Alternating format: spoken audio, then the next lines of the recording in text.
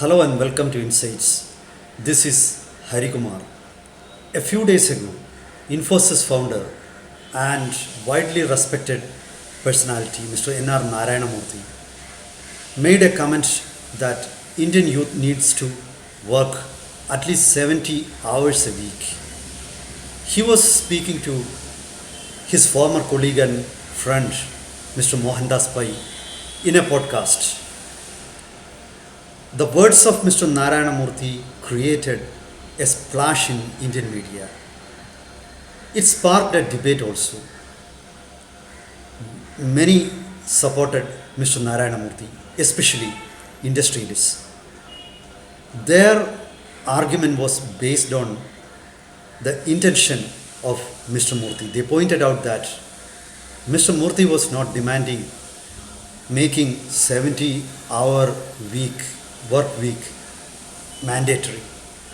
Mr. Murthy was just making a suggestion and he wanted India to move fast in the growth track.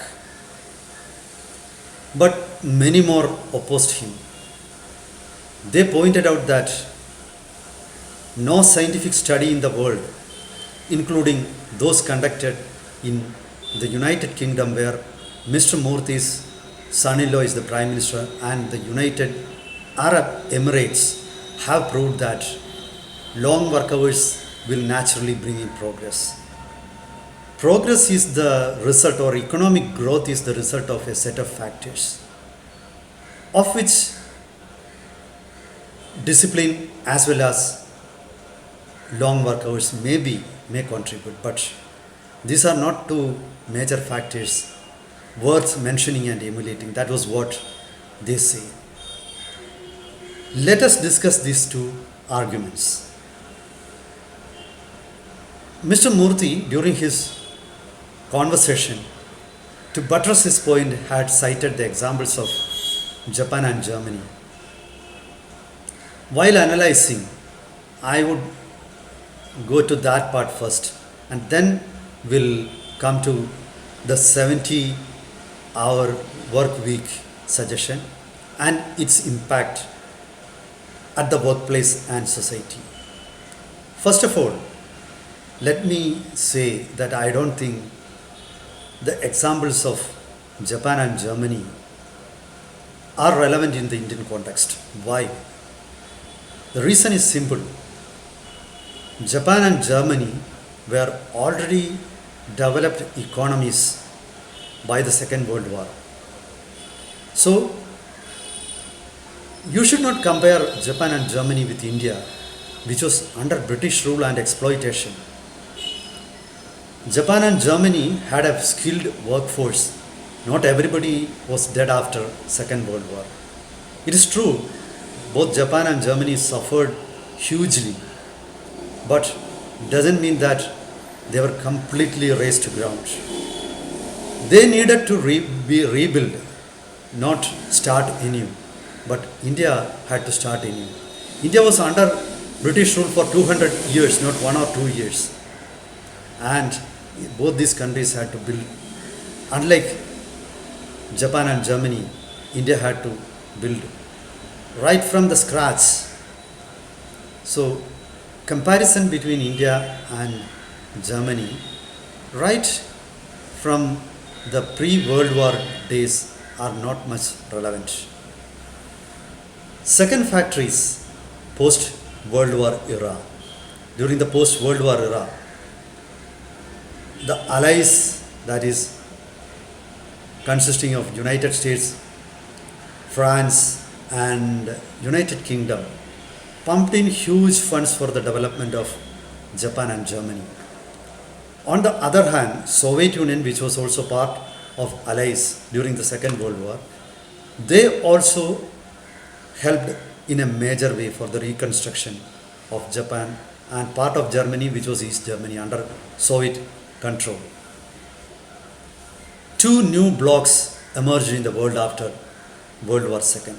That one was led by Soviet Union, the communist bloc. The other was led by United States, which was the capitalist bloc. Both wanted to establish their hegemony in the world.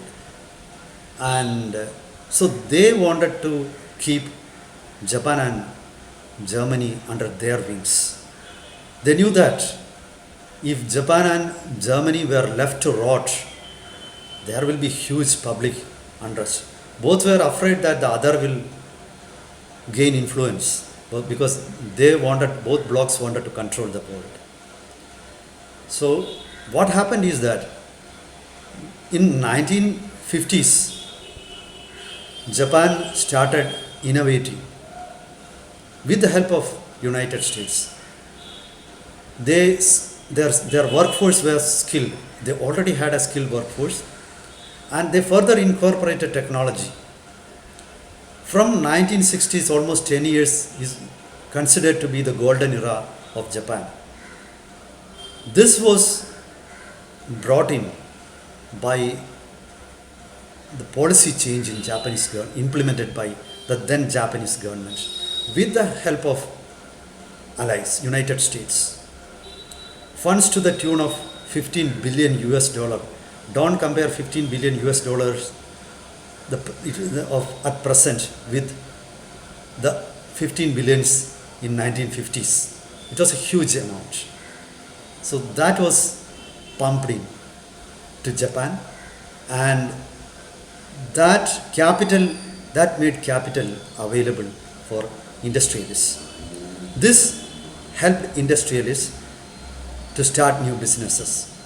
Technological help from United States was also there. The same was with Germany also.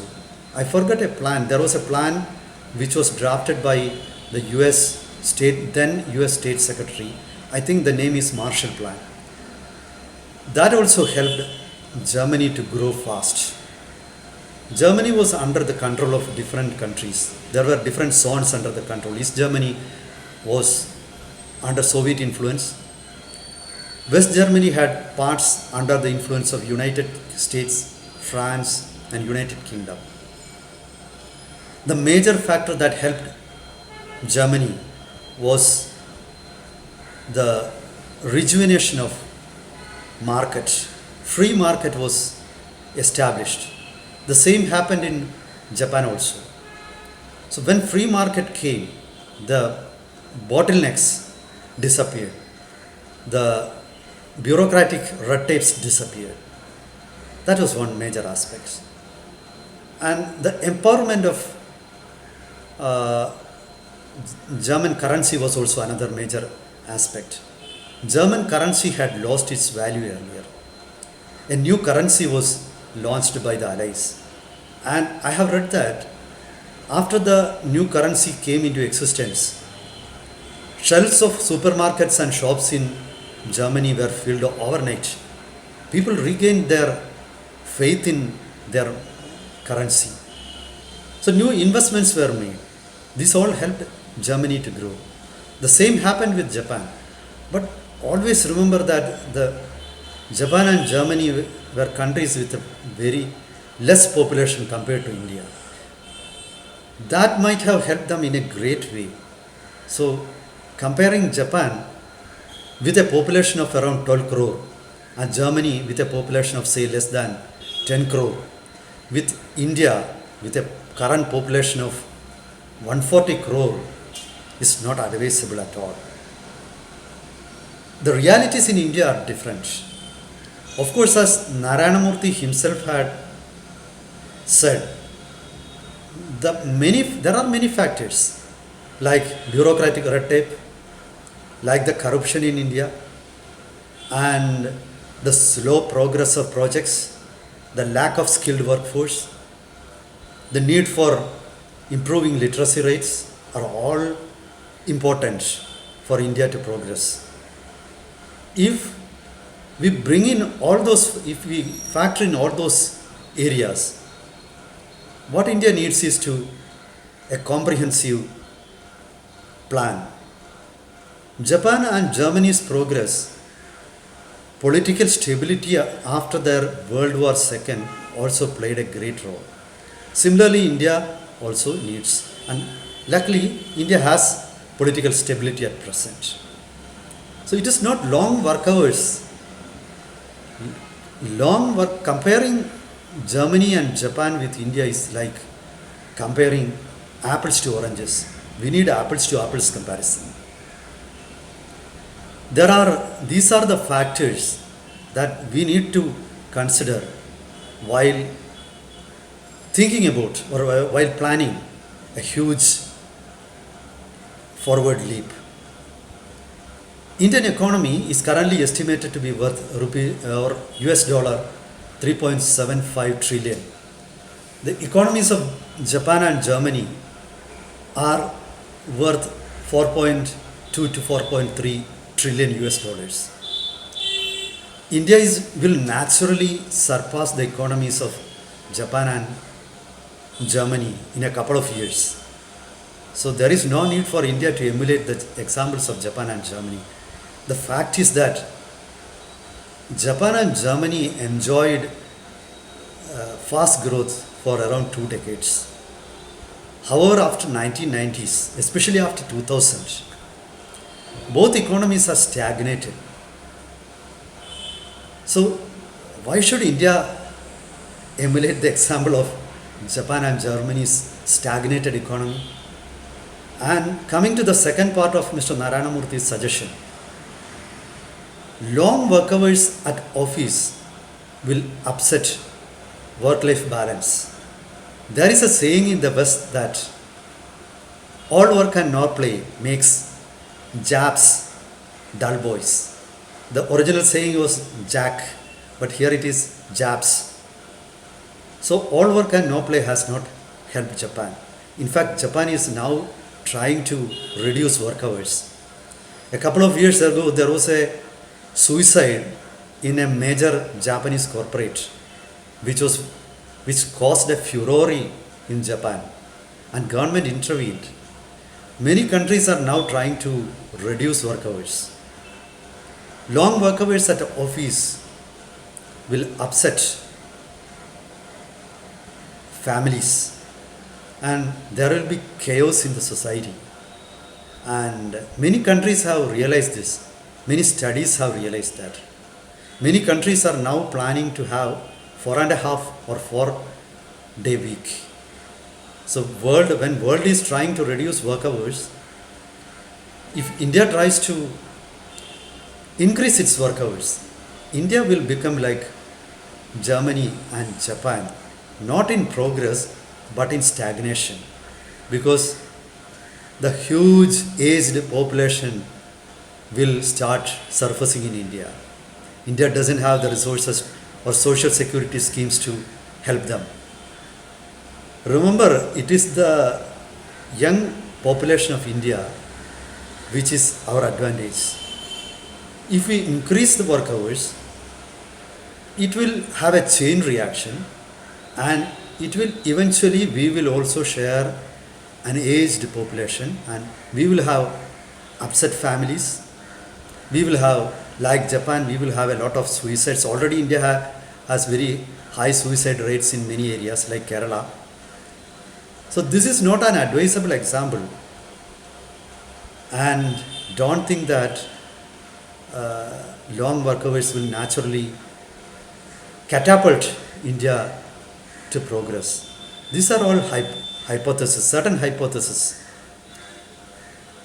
These are all fallacies, wrong hypotheses. The world has, or the scientific studies have dismissed such notions. If we emulate such examples, India will also soon end up like become a stagnated economy. What we need is that many more things. We need to improve our literacy. We need to create a skilled workforce. We need to incorporate technology into workplace. We need to innovate. This will help India emerge as a developed economy, and we will overtake even the US and China, not Japan or Germany, which will naturally we will do. So that is for today. Meet you with another topic next time. Till then, goodbye and namaskaram.